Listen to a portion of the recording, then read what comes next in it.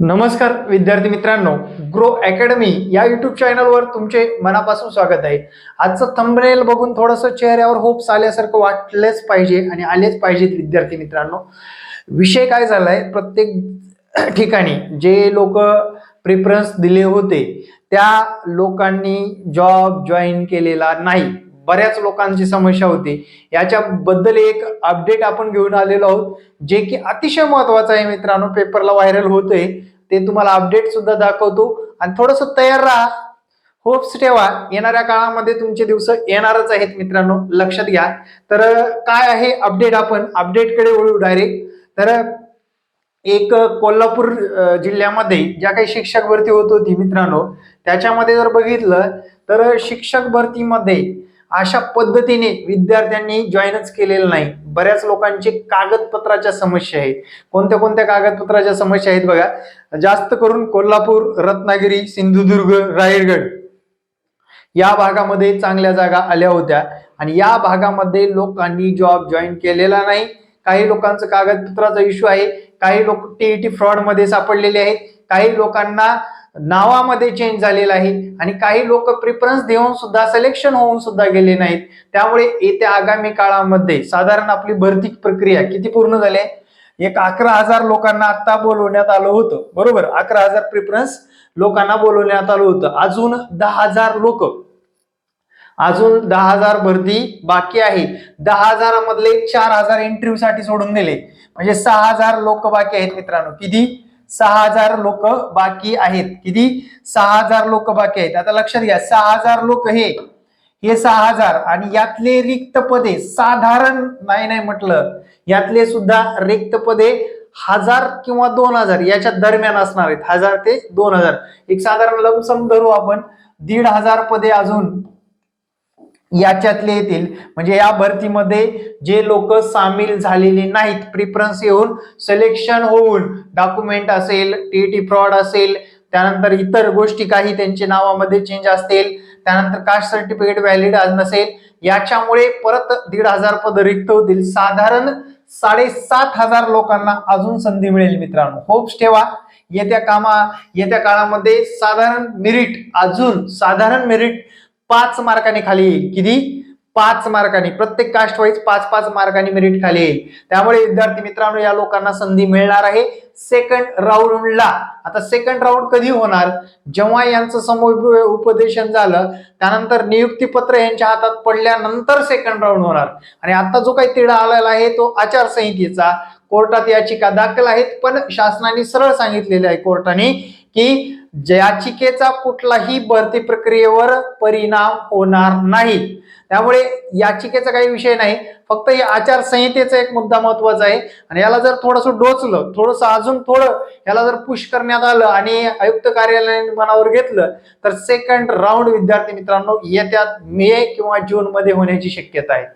April, मे, जून या 3 महिन्यात संभाव्य 100% होणार आहे. कारण 5 एप्रिलला एक रोड मॅप येणार आहे. कधी घेणार आहेत काय नाही, सर्व गोष्टी तुम्हाला एप्रिल किंवा मे महिन्यामध्ये 100% सेकंड राऊंड येणार म्हणजे येणार मित्रांनो.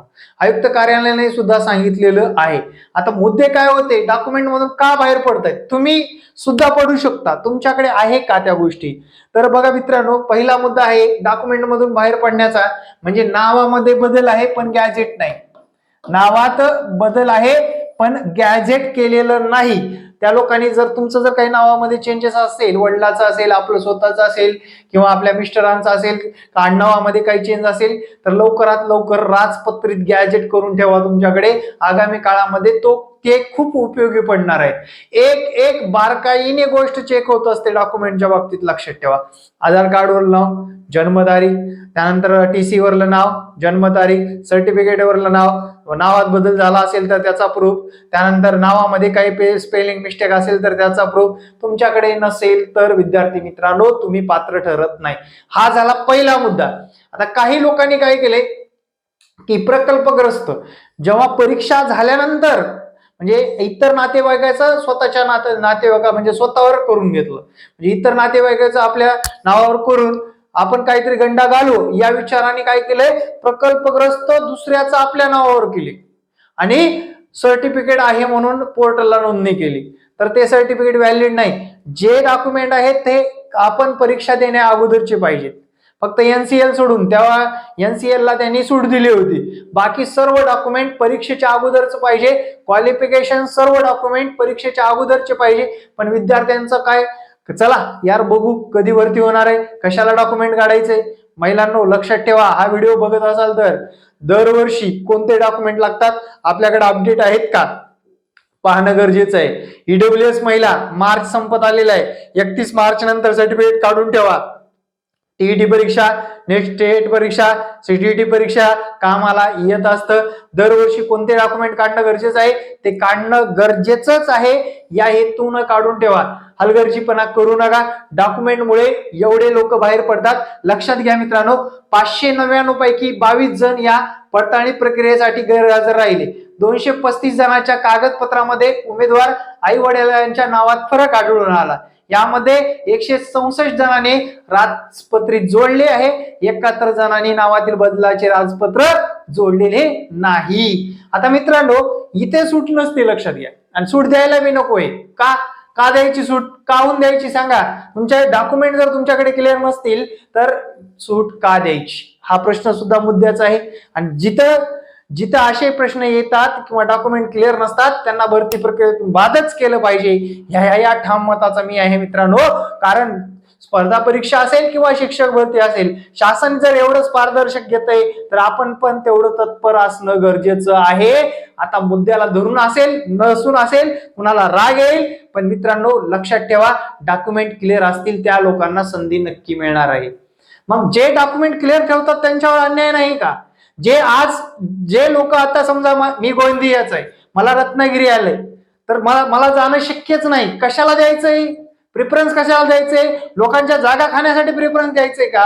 बऱ्याच लोकांच्या समस्या आहेत, नोकरी गोंदियाला लागलेली असताना सुद्धा ते हजर होत नाहीत, डॉक्युमेंट व्हेरिफिकेशनला जात नाहीत, त्या जागा रिक्त राहत आहेत. आणि त्या रिक्त जागा भरण्यासाठी शासनाला दुसरे पावलं उचलावे लागतात. आणि सेकंड राऊंड मध्ये याचाच फायदा आपल्याला होणार आहे मित्रांनो, लक्षात घ्या. सेकंड राऊंडला तरी किमान असं करू नका, आपल्याला जॉब जिथे जे करणं शक्य आहे तिथलेच प्रेफरन्स निवडा. आम्ही सांगून कंटाळून गेलो मित्रांनो. लक्षात ठेवा की सातत्याने सांगितलं होतं तुम्हाला जॉब शक्य असेल तिथलेच प्रेफरन्स निवडा. कारण काय असतं मित्रांनो, जर तुम्ही तिथला प्रेफरन्स निवडला नाही तर दुसरा व्यक्ती तिथं जॉबसाठी हक्क सांगू शकतो किंवा जाऊ शकतो. म्हणजे एकमेकाचं सहकार्याची भावना याच्यामधून दिसून आलेली नाही, खरंच दिसून आलेले नाही. तुम्हाला जॉब शक्य नव्हता, तुम्हाला सोडणं शक्य नव्हतं घरदार, तर मग तुम्ही प्रिफरन्स का दिले. तिथल्या जागा रिक्त राहिल्या का नाही तेवढ्या दिवसापुरत्या. मित्रांनो याचा गांभीर्याने विचार करा. आपल्याच अभियोग्यता धारकाला एखाद्याला त्याचा चांगला फायदा होऊ शकतो. त्यामुळे आपला स्वतःचा विचार न करता आपण शिक्षक आहोत, समाजाचा विचार करणं गरजेचं आहे. आणि आगामी काळामध्ये सुद्धा अशा चुका करू नका. कुठलंही डॉक्युमेंट व्हेरिफिकेशन झाल्याशिवाय जोडू नका, नसता अन्यथा कुठल्याही परिस्थितीमध्ये तुम्हाला नोकरी लागून सुद्धा घरी बसावं लागतं. लक्षात ठेवा, एक डॉक्युमेंट एक दिवस सुद्धा लेट जमत नसतं, त्याला एक व्हॅलिडिटी असते, ते पडताळणी होतच असतं. आणि ते पडताळणी करताना अधिकारी कुठलीही रिस्क घेत नाहीत, कारण कोणत्याही काळात त्यांच्यावर माहितीच्या अधिकाऱ्याखाली हे डॉक्युमेंट का व्हेरीफाय आहे कुणीही माहिती मागू शकत असतं मित्रांनो, लक्षात ठेवा. त्यामुळे डॉक्युमेंटच्या बाबतीत एकदम क्लिअर कट राहणं गरजेचं आहे. त्यामुळे या भरती प्रक्रियेमध्ये हा मुद्दा खूप महत्वाचा आहे की मित्रांनो, आगामी काळामध्ये तुम्हाला भरती व्हायचं असेल तर डॉक्युमेंट तुमचे ऍक्युरेट असले पाहिजेत, सत्य असले पाहिजेत, सर्वात महत्वाचं. आता हे बघा, इथे क्रीडा आरक्षणातून निवड झालेल्या 6 उमेदवाराकडे क्रीडा उपसंचालकाचा खेळाडू असल्याचा दाखलाच नसल्याने स्पष्ट झाले. मित्रांनो बघा, म्हणजे क्रीडाचं सर्टिफिकेट नसताना सुद्धा क्रीडा म्हणून यांनी काय केलेलं आहे, सर्टिफिकेट आहे असं सांगून फॉर्म भरलेला आहे, पोर्टलला नोंदणी केलेली आहे. किती लोक आहेत, 6. जर महाराष्ट्रामध्ये 6 लोकांना असा जर गोळामध्ये जॉब लागत असेल तर खरंच गरीबावर अन्याय नाही का हो, गरीबावर अन्याय नाही का. त्यामुळे जे सर्टिफिकेट आहेत ते जोडा मित्रांनो.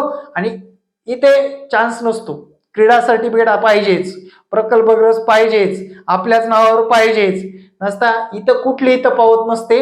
कोणत्याही क्षणाला नोकरीहून पाय उतरवावं लागतं, फक्त कुठं लेट असतं कुठं थेट असतं. ठीक आहे. शक्यतो अधिकारी वर्ग मित्रांनो, मी अनेक जणांसोबत डॉक्युमेंटला गेलेलो आहे, माझा एक मित्र फक्त एक दिवस फक्त लेट डॉक्युमेंट आलतं, तरीही त्याला नोकरीहून घरी बसावं लागलं होतं. नोकरी लागलेली सुद्धा स्वीकारता आलेली नाही. त्यामुळे मित्रांनो लक्षात घ्या, डॉक्युमेंट वेळोवेळी अपडेटेड ठेवा. हो मान्य आहे तुमच्या भरत्या झाल्या नाहीत, हे सगळ्या गोष्टी मान्य आहेत मित्रांनो, पण सगळ्यात महत्वाचं आपले डॉक्युमेंट जर क्लिअर असतील तर आपल्याला कुठलीच अडचण येत नाही. लक्षात ठेवा, आपण मार्क घेऊन सुद्धा फेल होतो, हेच कारण आहे आपले डॉक्युमेंट क्लिअर नसतात. त्यानंतर दुसरं काय म्हटलंय बघा, प्रकल्पग्रस्त आरक्षण गटातून ज्या उमेदवाराची निवड झाली आहे त्याच्याकडे जिल्हा पुनर्वसन अधिकाऱ्याचा दाखला नसल्याने आढळले आहे. तसेच 6 जणांकडे अनुसूचित जातीची वैधता नसल्याची समोर आलेली आहे. म्हणजे बघा इथे साधारण किती लोक आहेत. म्हणजे प्रकल्पग्रस्त दाखला कुठं तर काढायचं, कुणाला तर पैसे खाऊ घालायचे, कुठलं तरी कलर झेरॉक्स आणायचं आणि ते दाखल करायचं, असं शक्य आहे का आता? बारकोड सिस्टीम आले, एक बारकोड मारल्या तुमचं सगळं डॉक्युमेंट हिस्ट्री येते. बरोबर, जर डॉक्युमेंट गलत असेल, बारकोड गलत असेल तर त्या गलत व्यक्तीचं नाव तुमच्या पुढे येतं. त्यामुळे विद्यार्थी मित्रांनो या गोष्टीकडे लक्ष देणं गरजेचं आहे. त्यानंतरचा मुद्दा असा आहे, एक किस्सा सांगतो मी तुम्हाला. रहिवाशी प्रमाणपत्र काढायचं होतं एका व्यक्तीचं. रहिवाशी प्रमाणपत्र काढत असताना ई सेवा केंद्रावर त्यांनी काढलं. लक्षात घ्या, आता हा व्हिडिओ जास्तीत जास्त लोकांपर्यंत शेअर करा. हा किस्सा ऐकाच मित्रांनो. ई सेवा केंद्रवाल्याने काय केलं, त्या व्यक्तीचं रहिवाशी प्रमाणपत्राला काही डॉक्युमेंट नव्हते तरी पण काढण्याचा प्रयत्न केला आणि तो व्यक्ती लातूरचा असताना त्याला साताऱ्याचं रहिवाशी दिलं मित्रांनो. कुठलं दिलं? साताऱ्याचं. जेव्हा तो व्हेरिफिकेशन मध्ये स्कॅन झालं तेव्हा त्याचा ऍड्रेस सातारचा दिसायला लागला, मूळ व्यक्ती लातूरचा होता. मित्रांनो या फ्रॉड लोकांपासून सावधान राहा. प्रत्येक डॉक्युमेंट क्लिअर असेल तरच त्याला द्या आणि त्यानुसार काढून घ्या. शक्यतो तहसीलदाराकडून किंवा तहसील कार्यालयाच्या समोरील अधिकृत ई सेवा केंद्रावरूनच डॉक्युमेंट काढा. त्यामुळे तुमचा तिथे फायदा होणार आहे. भविष्यासाठी कुठली अडचण येणार नाही. त्यांच्या तुटपुंज्या कमी फीसवाल्या 100 रुपये 200 रुपये कमवण्याच्या नादात आपलं करिअर, जे की आपण घडवत पुढे गेलेलो असतो, ते घडत गेलेलं करिअर कुठेतरी फुल स्टॉप होतं. त्यावेळेस त्यापेक्षा मोठं दुःख नसतं. लक्षात ठेवा, म्हणजे डॉक्युमेंट क्लिअर करत असताना प्रत्येक गोष्ट व्हेरीफाय करूनच क्लिअर करा. शपथपत्रासहित तहसील कार्यालयात, सेतू कार्यालयातच डॉक्युमेंट काढा. Thank you very much. जय हिंद मित्रांनो, भेटू नेक्स्ट व्हिडिओमध्ये. जय हिंद, जय महाराष्ट्र. धन्यवाद.